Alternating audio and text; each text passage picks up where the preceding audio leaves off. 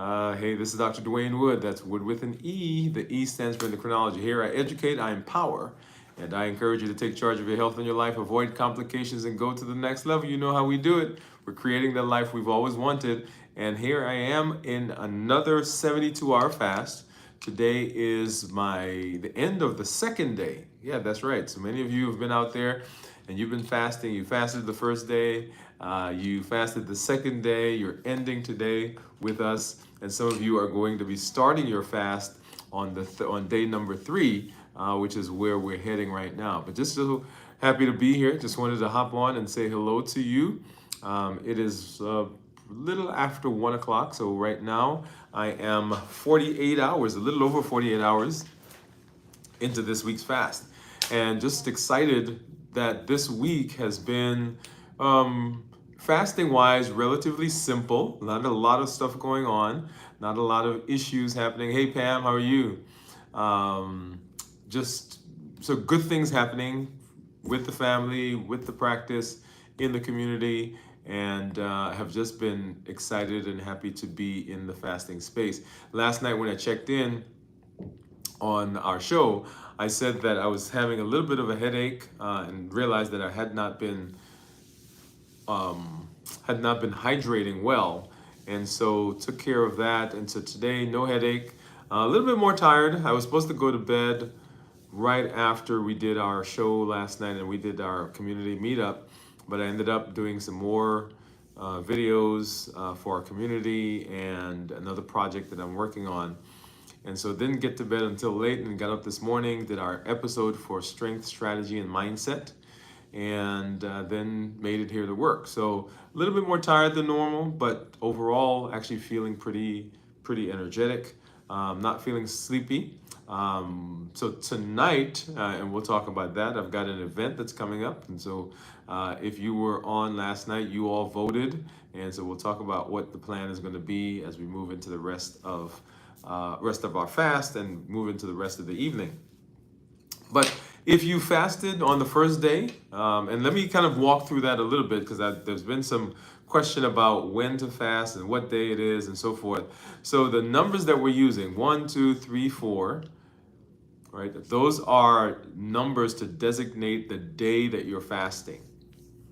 So whatever the day is, right? So you can be fasting on, whatever your day is, that is day 1. We do a 24-hour fast, is what we're recommending. Hey, Cornelia, what we're recommending for people. So if you are doing a 24-hour fast and you're doing it on day 1, then that is number 1. If you're doing a 24-hour fast and you're doing it on day 2, then that's day number 2. And if you're doing a 24-hour fast and you're doing it on day 3, that's day number 3. In terms of the time, it really doesn't matter. I start my fast at about 1 o'clock usually, or thereabouts. I do it after my team meeting here in the office. We have that on Tuesdays. And so my fast, my day 1, typically goes from 1 o'clock or 1:15, whatever time it is, 1:30, let's say 1:30 to be safe.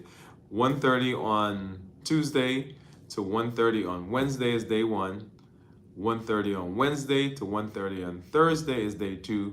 And 1:30 on Thursday to 1:30 on Friday is day number 3. But you could start your fast at midnight. And for you, your fast would end at midnight. So midnight to midnight would be day 1, midnight to midnight again day 2, midnight to midnight day 3. So that I didn't want that to be confusing. So whenever you're fasting, whatever your day 1 is, that's day number 1. And then day number 2, 3, and so forth. For those of you who are doing the total fast, then you just put a T. So for you, it really doesn't matter. And well, I guess it does matter depending on when you're starting. But just know that you're doing a total fast. So there are people in the community who they do their fast on midnight on Monday, right? To midnight on Tuesday would be Tuesday, one day, then Wednesday, and then midnight on Thursday would be their 3 days. So it doesn't have to be that you're fasting at the same hours that I'm fasting, but just the idea of day 1, 2, and 3. Okay. So if you're doing a 72 hours, whenever you start, that's your day 1, 2, or 3. And so I see Cornelia is putting a T in there. If you are fasting, by the way, if you've done day one, put a one. If you've done day two, which is we're ending right now, this is my ending of the day two, put a two. And then if you are starting the fast and you're going into day three with us, then put a three. And then of course, Cornelia, as you put there, you put a T for total. Well, the conversation that we're going to have today is an interesting one because it comes up all the time. And I see Pam is saying T as well. It comes up all the time because what happens is during our fast, life happens. And so the question is, what do you do when life happens around the fast or when your fast is happening within life? And I say it both ways because we often think that fasting is an interruption of our life, or we think that our life is an interruption of fasting. I see Pam corrected that. She said one. Okay. Right? So we think that fasting is an interruption of life or life is an interruption of fasting. And that has been the concept that people have talked about when we talk about fasting all the time, or often. I shouldn't say all the time. Because fasting has been proposed as this thing that we are going to do in isolation to everything else, right? Oh, on in the first of the year, right? People do fast, they do cleanses. In the first of the year, we're going to do a 30-day fast, and when the 30-day fast is over, then that's done. That's a component. That's a segment. That's in its own bubble, and it is now done and complete. And then I can move on with the rest of my life. Or even in our community, sometimes we have the concept that, oh, on Tuesday I'm going to fast, and then the rest of the day I'm going to get back to life. Or, man, I'm enjoying myself. I'm on vacation, and I've got to start fasting. So fasting is interrupting my life. So I'm gonna have to fast, and then I can get back to the stuff that I'm doing, which is my normal life. And I want to couch fasting in a different way.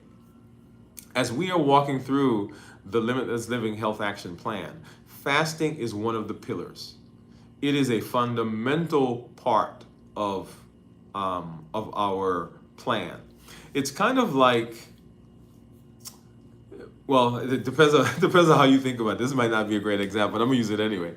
It's kind of like at our house, right? At our house, I make certain things. I cook certain things every week. It is part of what we do. We haven't done this in the last several months. Actually, we've gone away from it. But we have salmon. We have salmon every Saturday. That's what we do, right? You say to us, "Hey, what are you eating on Saturday?" We're eating salmon. Hey, when are you guys gonna have any chicken this week? Yeah, we're making curry chicken and we're making jerk chicken. My son eats a lot of tofu. My wife makes tofu maybe Tuesday, Wednesday. Actually, she made some last night. So those are fundamental components of what we do. It is just what we do. It's not a special occasion. It's not, oh, people are coming over, let me go make some jerk chicken. Although we do that when we have to go out, people say, hey, can you make me some jerk chicken? We make it for that special occasion. But in the normal run of our lives, that's just a part of what we do. My wife, she goes shopping. She goes grocery shopping. It's a part of what she does. It's not a special occasion. When I'm coming to work, right? Part of my coming to work, I get into the car, I turn it on, and I point in the direction of my job, and I head to the office. It is a normal part of my everyday function. And the Limitless Living Health Action Plan, which is the functional health arm of the Limitless Living platform, is the thing that we do. It is who we are. It is how we roll. It is not a special occasion that, oh, I'm going to do this thing for a couple of weeks. I'm going to do this thing for a couple of months. I'm going to do this, or we're having a challenge, and so we're going to do it. That's not what this is. If you're looking for a challenge, this isn't it. What I'm proposing is that limitless living is who you are now. It is embodied in your behavior. It's embodied in how you think. It's embodied in how you move. It's embodied in how you eat, how you relate to other people. We talked a little bit on our show last night about limitless living on the go. What does it look like on a regular, everyday basis? So it is not an interruption of what you're doing. It's not an interruption of life. Oh, I'm doing this special thing now for the next 60 days. This is who I am. When we did our 100-day walk to consistency and health, one of the things I talked about was the fact that we were moving in the direction of becoming people who were consistent. And at some point during the course of that series, I stopped talking about who we were trying to be. We were no longer trying to be consistent. We were no longer trying to be reliable. We were no longer trying to show up. This is now who we are. I am a consistent person. I am someone who shows up. I am someone who completes the things that I'm supposed to do. I am someone who's interested in my health. I'm not trying to be that person anymore. I am that person. And so as we moved into strength, strategy, and mindset, as we moved further into limitless living, it is no longer what we are trying to do. It is simply who we are. It has become ingrained in us. When we think about our health, right? We walk through the pillars, right? The MOVE campaign, metabolic optimization via exercise. It is who we are. I move. A part of my plan is to move. Now you may not be able to walk 15,000 steps, and we gave the stratification of that. But you may not be able to walk 15,000 steps. You may not be able to lift dumbbells and do the presses that we're doing, but you can do something. Right? So we're optimizing. And that's why in our show last night, as we ended, I went through and I talked about the limitless living, what it says, the words, right? Limitless living says that I am breaking free from boundaries. I'm breaking free from obstacles. I'm not allowing anything to prevent me from doing what I need to do. Anything from outside of me or anything from inside of me. I'm showing up with my best self, my best health, and my best plans. That means that you show up with what you got. You show up with who you are in the space where you are. Because for limitless living, I am sufficient just like I am. I come, I show up with the person I am, I show up with the health that I have, and I show up with the plans that I have. Because limitless living says that I'm not staying there. Whatever I come with, I'm not staying there. It's kind of like somebody who is learning a new skill. They're taking a new class, they're getting a new certification. And one of the things that I did when I taught was when people walked into my classroom, the first thing I did was I assessed where they were. As a matter of fact, when you go to college, when you go to university, when you go to where sometimes they'll give you a test to say, okay, let me assess where you are. What do you know? What do you understand? And from there, they now help you to move into your strengths. They help you to strengthen the things. They give you some new ways of thinking, and they give you additional skills. So limitless living says, I'm showing up just like I am because I am sufficient where I am. And limitless living now is helping me to build and expand and grow into the person that I am becoming. So our fasting is not a point in time. It's not a function in space. It is the entirety of who we are trying to become. And that's why limitless living touches us in every aspect of our life. Now here, we're talking about metabolism. We're talking about how do we use this concept to improve our health, to get better blood sugars, to get better weight, to get better blood pressure and cholesterol and fatty liver. That's what we're talking about here, because that's the health action arm, right? Health action arm or health action plan.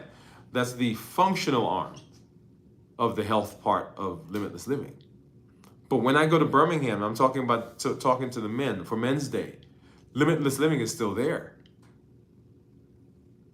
When I talk to the folks who I'm talking to this month, limitless living is still there. We're not talking about health, but we're talking about other domains of health. We're talking about relationships. We're talking about showing up. We're talking about being consistent. We're talking about be the man that you're supposed to be. We're talking about how you regulate your life. How do you order your family? We're talking about the thing, right? So limitless living touches so many things. So we're not just trying to do something at a point in time. We're trying to grow into that. And so when we talk about life, things will come up. You're fasting and, your daughter says, hey, I want to go to the ice cream shop. You're fasting and the family decides that they're going to have a family get together. You're fasting and somebody from church asks you to cook some jerk chicken. Right? So life happens. And so we're not hindered by that. We don't stress out over that. We don't get all perturbed about it. It's like, oh my God, they're asking me to do this and I gotta fast. That's not what this is.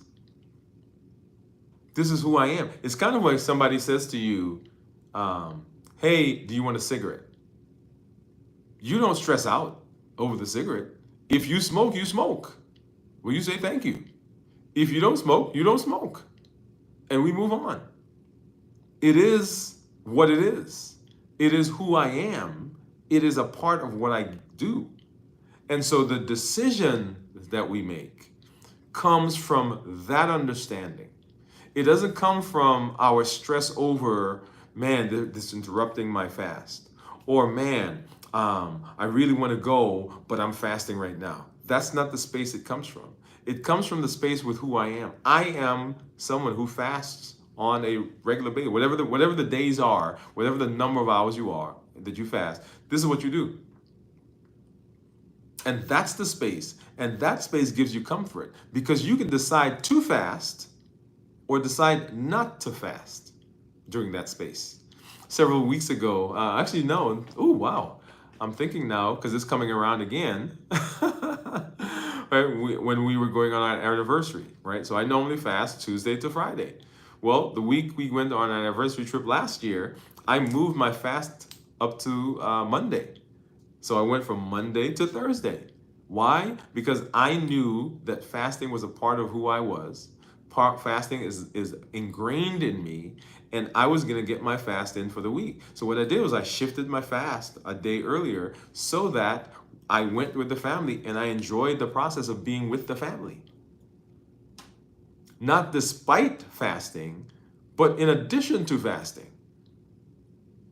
But I easily could have stressed out over the fact that, oh my God, we're going on, because I think we left on Wednesday or Thursday. Yeah, I think we left on Thursday. So I could have stressed out over the fact that, man, we're going on a vacation and it's during my fasting hours. It is what it is. That's life. And the fasting didn't interrupt my life, and my life did not interrupt my fast. They are combinations. It is my life. They are not separate. They are not separate from me. They are a part of who I am. And so when you have your family functions, when you have things that come up at work or things that come up in your space, a couple of recommendations, right? And the biggest recommendation that I have is, and I shared this with our community members last night after the show. My biggest recommendation is do not wait until you get to the function to make a decision. Don't wait till the function. Because a lot of people will say, well, I'll wait to see what they have, and then I'll decide if I'm going to keep fasting. Right? That's not the space that we are not making a decision about fasting based on the food that's there. Because that's how we've been thinking. That's how we've been buffering. That's how we've been rolling all this time. Right? Because the food is actually regulating us. Right? Think about it. Well, I'm upset, or I'm anxious, or I'm tired, or I'm frustrated, and the food is there, and the food calls to me. And at that moment, I really don't have a choice, right? So I succumb, I give up my power to the food, because the food now says, you're going to eat me. And we go and we grab it and we eat. And that's not the mindset that we have anymore, because I'm the one that's in charge. I'm the one that gets to make the decision, not based on how good it is or how good I remember it or the smells or the people who are out there eating and the routine I see them in, or their words to me. Oh man, just try it. It's not that bad. You've been fasting for 24 hours. You've been fasting for 30. Oh, why are you starving yourself? My decision about my fasting has absolutely nothing to do with the food or with what people are telling me. It has everything to do with who I am and the decision I'm making. Now, I want you to hear what I'm saying, because I am not saying that you should stick to the fast. I'm not saying you should break the fast. I'm saying you get to make the decision. The situation doesn't get to make the decision. The food that's on the table doesn't get to make the decision. Because if we're allowing the food that's on the table to make the decision, oh man, it looks so good, I'm gonna think I'll break the fast and just have some, then we're back to where we used to be. And that's not who we are anymore. Nothing from outside, food, smells, sights, or nothing from inside is going to push me in a direction that I don't want to go. And so your decision of what you're going to do when something comes up during a fast is your decision. And that decision should be made prior to the event. Thanksgiving is coming up. Your birthday is coming up. Anniversary is coming up. Christmas is coming up. You have a function at the job is coming up. And you make the decision prior to showing up at the event. And the reason for that, well, several reasons, but I'm going to share two with you. Number one, if you break the fast at the event based on what you see, you've lost control. And your mind will tell you you've lost control.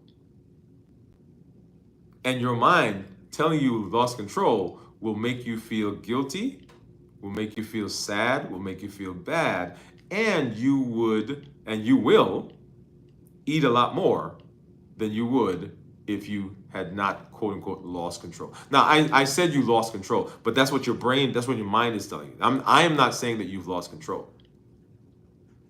That's what your brain will try to convince you, that you've lost control. Man, you couldn't even do that. You couldn't even make it through the fast. Oh, look at that. You thought you were going to be all that, and you just because they have some pie and some candy and some cake on the table, you just gave it all up. That's what the inner critic is telling you. Right? That's what's going on. I'm saying to you, even if you're at the function, even if you decide to eat based on what's going on there, you've not lost control. You've not lost control. What has happened is that there is something in you that has not been dealt with yet,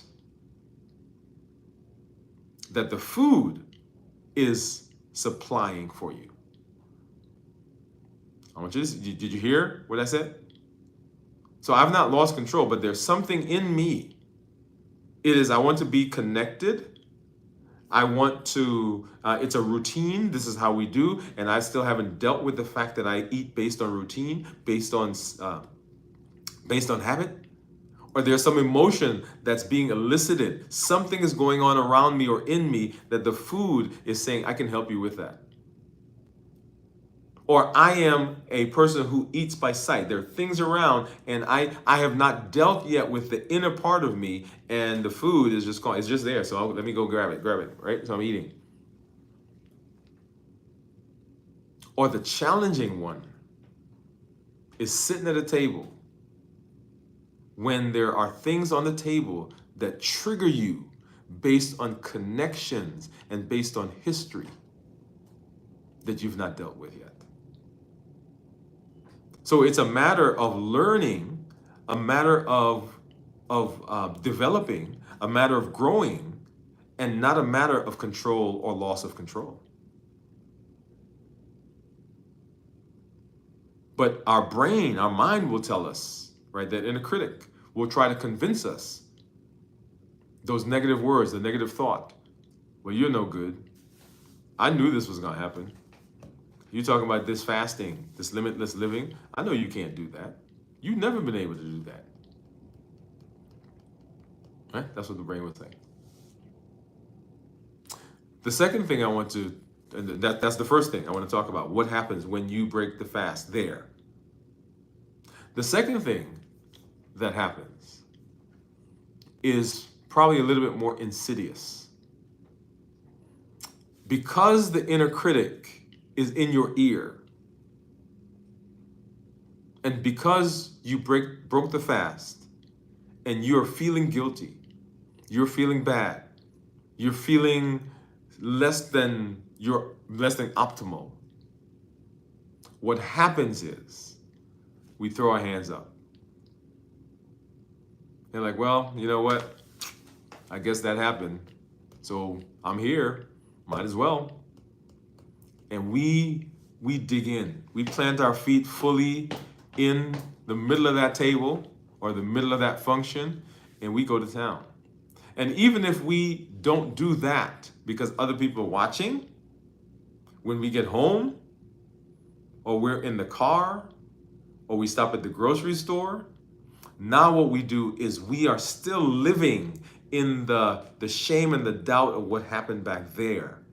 And it takes us days, weeks, months sometimes to recover because we're still feeling it in here. And that's just two of the things that possibly happens. So the goal is not to decide at the function. The goal is to decide prior to the function, where I have the ability to say to myself, okay, this is what I'm going to do. And I put things in place. I get my mind ready. When we talk about the complete fast, preparing for the fast, getting through the fast, and breaking the fast tomorrow, preparing for the fast. Right? I get my mind ready for that function that we're about to go to. Now, why is that important for me today?